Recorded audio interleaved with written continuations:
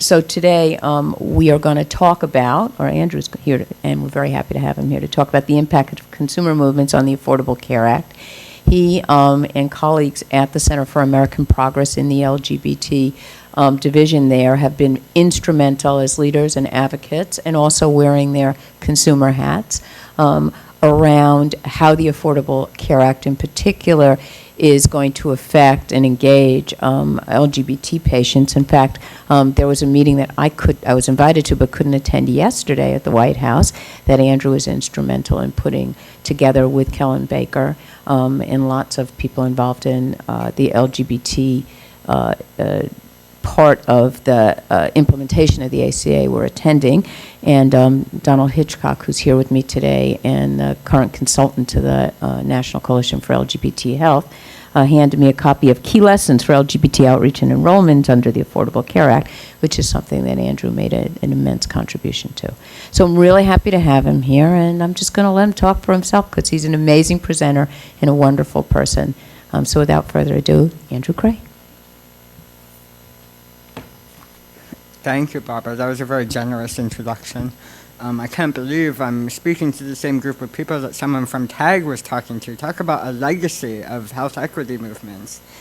Like Barbara said, my name is Andrew. I work at the Center for American Progress, and I also wear my consumer outreach hat through an initiative called Out to Enroll, which I'm going to discuss a little bit as we talk today. I'll say I know I'm a little bit hard to understand, so if you can't understand what I'm saying, feel free to speak up. Over the last year, I've had the benefit of being a frequent flyer and consumer of healthcare as I've been treated for tongue cancer. But I'm very pleased to be back in action and ready to talk with you today. So as Barbara said, I'm going to be discussing the impact of consumer movements on the Affordable Care Act. That's a mouthful.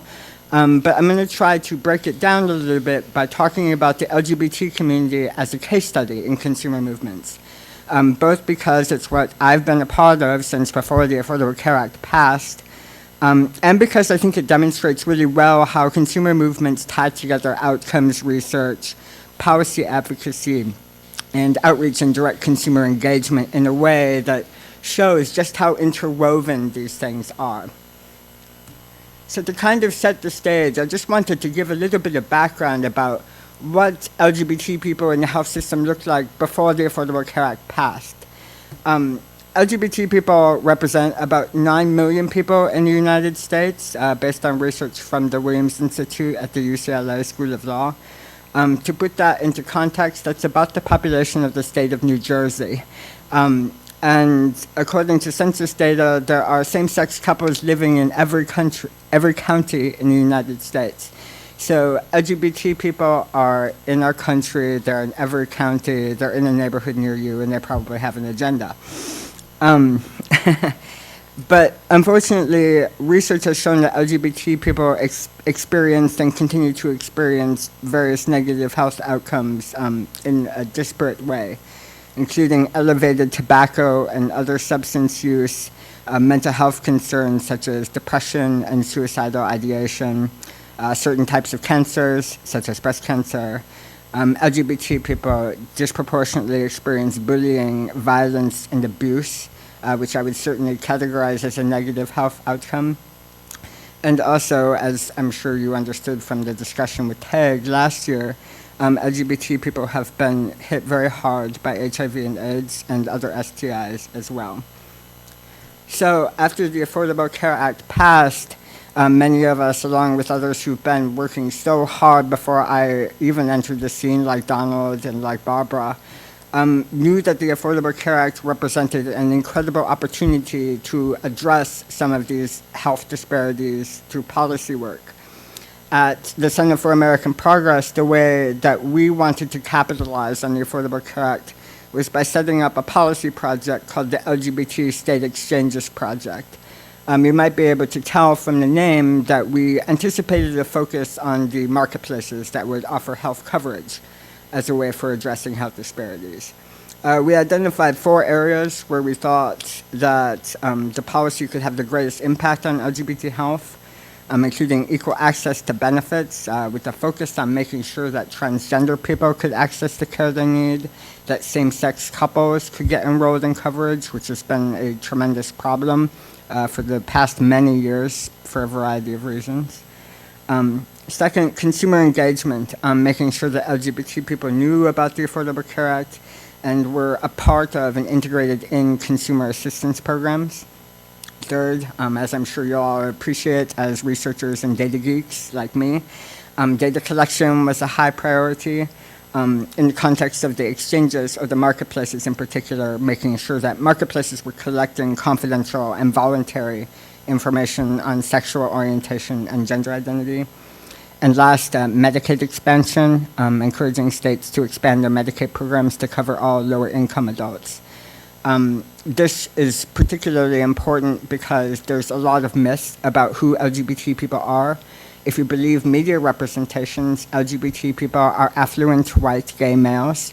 But if you actually look at credible population estimates of the LGBT community, the prototypical LGBT person would be a lesbian of color living in the South.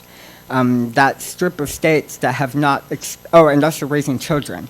So, and these are people who would live in that strip of states from Texas on up to Oklahoma and over to Virginia and Florida, who live in that box of states that have not, as of now, expanded their Medicaid programs. As we were doing this work, we realized that, like Mark said in his presentation about PCORI, it wasn't enough to just say that policymakers at HHS or at the state level should listen to LGBT advocates and consumers. We needed to demonstrate the need to do so, and we needed to show them how they could incorporate and address the needs of the LGBT community. So the Center for American Progress commissioned research from Perry Undum, a research firm that has worked with Enroll America, and we synced up our instruments to make sure that we would have comparable data between the general population and the LGBT-specific research we fielded. We conducted a quantitative survey and focus groups between May and August of 2013, so shortly before open enrollment. We had 8 LGBT and T focus groups in 4 different states. We tried to have regional representation and an urban-rural mix. And the national survey that we fielded had 867 LGBT people at or below 400% of the federal poverty level. So these individuals who were our respondents were people who would either be eligible for a subsidy to the marketplace or who would fall into Medicaid coverage or into the Medicaid coverage gap, unfortunately. And what we found was really highly motivating for policymakers. As you can see from this pie chart here, a little more than 1/3 of our respondents were uninsured. That is more than the general population. And the sources of coverage were different from the general population. And employer-sponsored coverage is not a significant part of where LGBT people were accessing their health coverage. That could stem from lack of relationship recognition, from employment discrimination, from profound levels of poverty because LGBT people are predominantly in low-income sectors and jobs or part-time employment.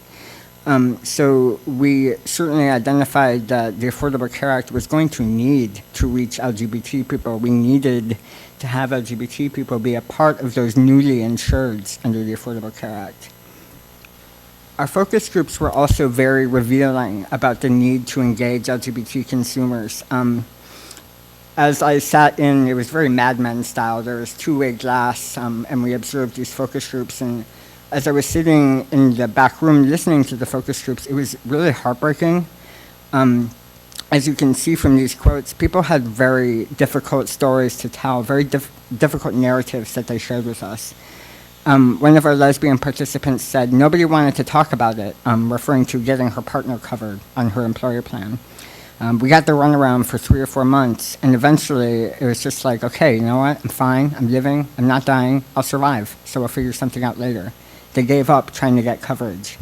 And as you all know, putting off getting coverage, putting off getting care is not an effective way to get people in a preventive care system, to get people identifying acute illnesses before they grow terminal.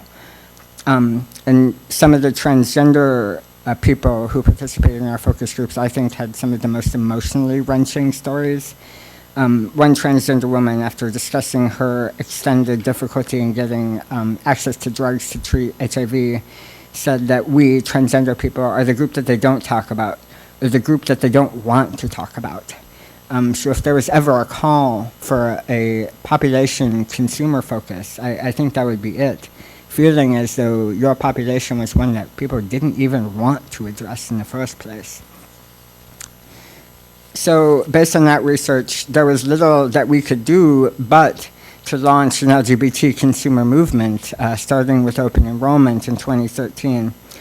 We started out as a small but dedicated core team, the Sellers Dorsey Foundation, the Center for American Progress, and the Federal Agencies Project, with one mission: to connect the LGBT community members with new coverage options under the Affordable Care Act. But what we wouldn't know at the time, and as we saw, that small but dedicated team grew very wide as open enrollment came on, as it really became a genuine movement of advocates, of consumers, LGBT people whose lives were being impacted by the Affordable Care Act, LGBT activists, consumer groups that were not LGBT focused, healthcare providers, business owners, and even underwear models came out to volunteer their services and expertise to help us find ways to engage the LGBT community. I can talk for a long time, but I actually think that maybe the video that Out to Enroll put together that tells our story will contextualize a little bit what happened next. And please, I hope this works. So I'll spoiler alert. Here's a little bit about what we talk about in the video. We had tremendous uptake on Out to Enroll, thanks to some of the people in this room and thanks to those other advocates and volunteers and LGBT consumers themselves who volunteered their time, their story, their efforts, and their outreach expertise to reaching the LGBT community. These four things are things that I think are particularly telling about the degree of uptake that we had. We had tremendous grass tops engagement. So LGBT community leaders. As we launched Out to Enroll in September 2013, we convened more than 200 LGBT leaders from 23 states, so a pretty good mix of folks at the White House to take part in the launch. And we also engaged 36 LGBT and health advocacy, and when I say health advocacy, I mean non-LGBT focused health advocacy organizations, to serve as our advisory committee for Out to Enroll, so to help us figure out what we're doing right and maybe what we weren't doing so right. We also had a tremendous digital campaign. Our website, which started from literally nothing to kind of all systems go during open enrollment, received over 65,000 individual hits. During the open enrollment period. The public service announcements that we distributed, I said underwear models helped us out. They were featured in some of those.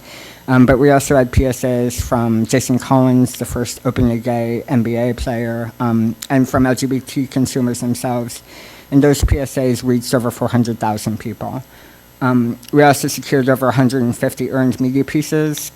This was one of my few contributions during open enrollment. I was out. I thought I would be able to run our Twitter handle from my chemo chair at Hopkins, but unfortunately that was not the case. But I was able to pen an op-ed for The Advocate magazine talking about the importance of getting covered and getting preventive screenings to hopefully keep other people from having the same situation that I was in.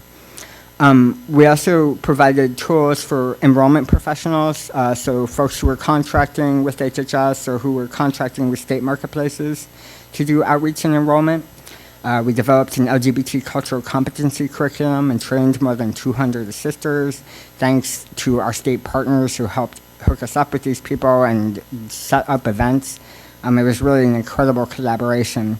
And as Barbara said yesterday, we released a key lessons report with the best practices in LGBT outreach and enrollment. It's available on our website, out2enroll.org. And of course, we did direct consumer outreach, the real heart of the matter when talking about enrollment under the Affordable Care Act. Out to Enroll, along with state, national, and regional partners, organized over 25 plus actual regional town halls We got over 1,000 LGBT people in the door. As some of you might know who've done events organizing, it's hard to get people to fill the seats.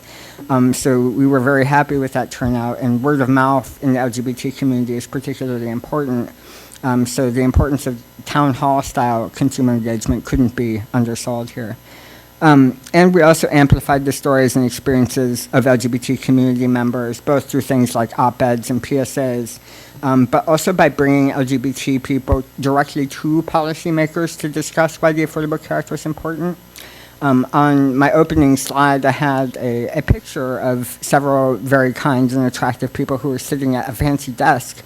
We actually had the opportunity to bring in everyday LGBT people from across the country to meet with the Second Lady of the United States, Dr. Joe Biden, to discuss their experiences in getting coverage under the Affordable Care Act and to share how the law was helping improve their lives.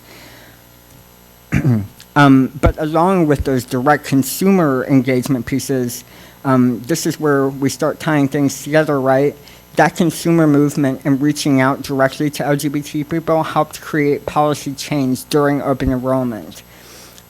These are two headlines that I just pulled from online publications, but for transgender people, the Affordable Care Act really presented unprecedented opportunities in terms of benefits non-discrimination. So making sure that transgender people could access care they needed to undergo medical gender transition. Before the Affordable Care Act passed in 2010, there was really no policy that had been fully implemented to prohibit the use of benefits exclusions that targeted transgender people. California had passed a law intended to do so, but it was not being implemented. But now, as of this week, in part because of the generosity of transgender people who reached out to Outturn Rule to share their stories, and because of dedicated health consumer advocates, health equity folks, providers, and LGBT activists, 8 states have now implemented guidance prohibiting insurers from excluding care that transgender people need. So that is certainly a significant and profound policy change. But another big one was around the coverage available to same-sex couples. This is a particularly cool story, I think. So North Carolina. North Carolina was hopefully the last state that will ever pass a constitutional amendment prohibiting the recognition of same-sex marriages in their state. I guess armed with that constitutional amendment, some insurers in the state were refusing to cover same-sex married couples in the marketplace coverage that was available in North Carolina. The state LGBT equality group, Equality North Carolina, as well as the North Carolina Justice Center, teamed up with Outturn Rule to call out the insurers on this practice and engaged in a Twitter campaign, the motto of which could basically be summarized as "Offer us coverage or we'll tweet about it." Insurers are responsive to bad PR, and so the response from this particular insurer was okay. So in North Carolina then, all of a sudden during open enrollment, this coverage was available to couples that wasn't just a month before. But the response was even greater than that. This headline is talking about HHS, right? So the folks at the Department of Health and Human Services saw what happened in North Carolina, and they said, oh no, this can't happen anymore. We can't have lawsuits. We can't have these campaigns that are attacking marketplace plans. And HHS issued guidance, I think only 2 weeks after the activity in North Carolina, that said that starting in January 2015, all marketplace plans had to cover same-sex spouses to the same degree they covered other spouses. So the engagement with consumers around not only enrollment, but around the policies that impacted their lives and their coverage really had tangible results in the policy field. That's all I have in terms of telling the story. I know we have a lot of opportunity for questions and answers. Republicans and Democrats under the Affordable Care Act. What role, if any, did the log cabin Republican segment of the demographics that you represent impact on what you're doing, positively or negatively? Nobody's tweeting this meeting, right? Log cabin Republicans certainly strenuously objected to our marketing tactics, especially as you can see the holiday video up there. They didn't love that. I would say that log cabin Republicans largely sat out the conversation about getting LGBT people covered. Like many politically segmented groups, log cabin Republicans were not strong supporters of the Affordable Care Act, although they have said in things like when they were tweeting at me yesterday that they don't oppose health reform, just the Affordable Care Act. So I wouldn't say that they had a significant impact on our efforts. Yeah. The federal agencies project, and I know because I was a consultant for them, actually there was heavy Republican identified funding support in the federal agencies project that then funded the initial out to enroll program. So it was sort of like on the down low. Yes. In that respect. There was money that came from those same sources that support the Log Cabin Club that went into funding the whole Out to Enroll initiative. Yeah, the funding support for Out to Enroll was nonpartisan or bipartisan in its character, but it certainly was not coming from log cabin Republicans. But as Barbara points out, we found support from a lot of different types of people for launching the Out to Enroll campaign. I think I've got the video working now, so I'm going to go ahead and try and share it here. I really like that video because I feel like it really tells that whole story about advocates, about being in person, about being online, about creating policy change and engaging people directly to share their stories. So I'm glad it worked. Thank you, Emily. But I think that pretty neatly packages what the LGBT consumer movement for the first open enrollment period looked like. In terms of just this broad, multi-strategy way to address the needs of LGBT people, which, as you saw from my first slide, were pretty profound before the Affordable Care Act. All right, back to questions now, if anyone has them. So that was great, and I never take my advocacy hat off. So how, Andrew, using the impetus that came from all the engagement that you did of consumers directly in this sort of movement to get people enrolled, how can you now turn that into the kind of work that we're really dedicated to doing here?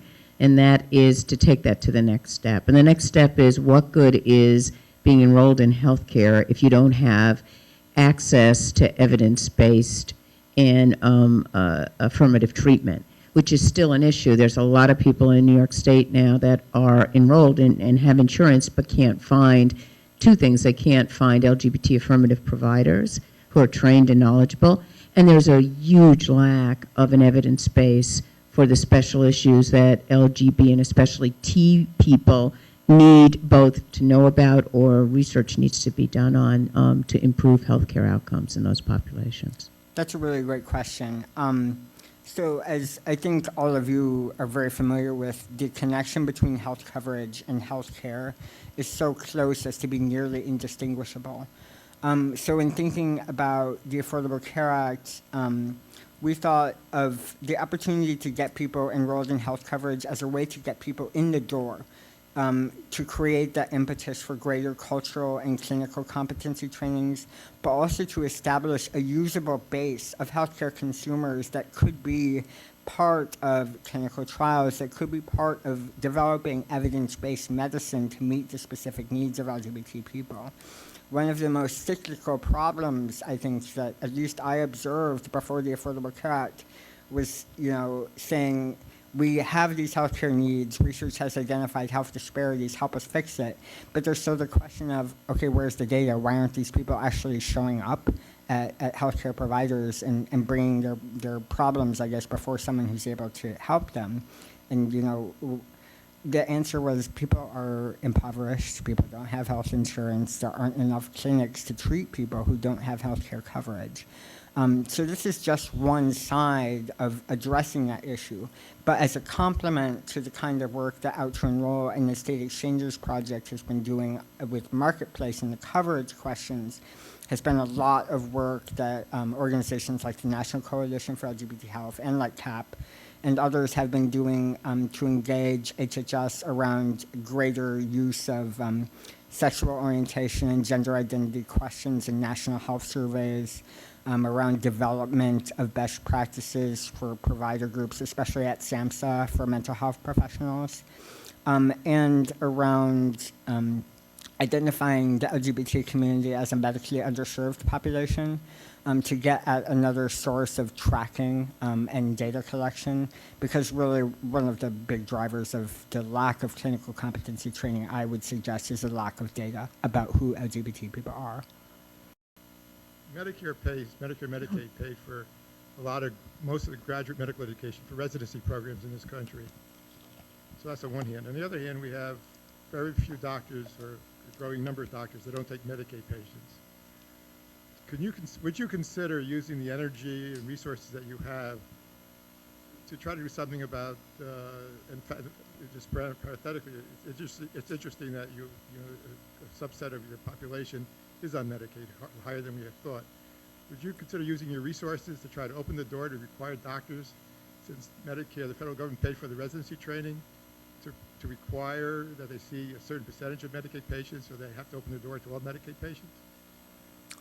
I certainly wouldn't rule that out. That hasn't been something that my organization has been focused on up until now, but there also are other organizations that do more provider-focused work. The GLAMA, Gay and Lesbian Medical Professionals Advancing LGBT Health Equity, they've recently changed their name, is one group that works on provider-centered issues. But I would also suggest that CAP is a multi-issue think tank. And so our team that works on health issues broadly has been working on things like encouraging participation of providers in Medicaid programs, and working on policies at CMS and at HHS at large to encourage greater participation of providers and to incentivize participation in public coverage programs. So it's not completely off the radar, but it isn't something that we've explored in depth so far. One more question from Engina, and then we should go. I just wanted to say that I really liked your question, because it's sort of the beginning of us forming closer, and I'm a lesbian, closer collaborations with each other to expand, for the states that need to expand Medicaid, period. And then doing what needs to be done with the powers that be, AAMC, whoever, about expanding the number of providers that accept ACA to provide treatment. In other words, on one hand, I don't think that we as LGBTQ people should have to use our resources to take care of poor people any more than anybody else does. But somebody's got to do it, and I think that I'm not supposed to be on a hobby horse here. I'm supposed to be asking you a question. I just think that was a really good question, and I think that all of us need to be thinking about how we can form more effective coalitions across what appear to be boundaries of difference in order to think about the people who once again are being left out, and those are the poor people. I would definitely agree with that, and I would also say that one of the benefits in approaching this work, although it's relatively new, right? We've only had 4 years of this law that hasn't really been fully implemented, even up until now because of delays. But one of the benefits, as I was saying, is that the LGBT advocacy movement has been one that has been very focused, especially more recently, on intersectionality, on social justice, on economic justice, and foregrounding this health work in those kinds of frameworks really helps us to understand the needs of different populations, including subpopulations of LGBT, but also it creates natural coalitions and alliances to address the needs of people who would be Medicaid eligible if it were not for a state refusing to expand, or to address the needs of people who are, for other reasons, vulnerable or underserved, whether it be undocumented LGBT people, LGBT homeless youth, older LGBT Americans, and non-LGBT Americans, frankly. So I think that both of you have identified something that is definitely on the horizon of this movement and of this advocacy work. And it's a space where we have a lot of room to grow, but where I think we have the tools and the pre-existing intellectual and emotional capability to do that work. That was Awesome. great. Thanks, you, guys. Andrew.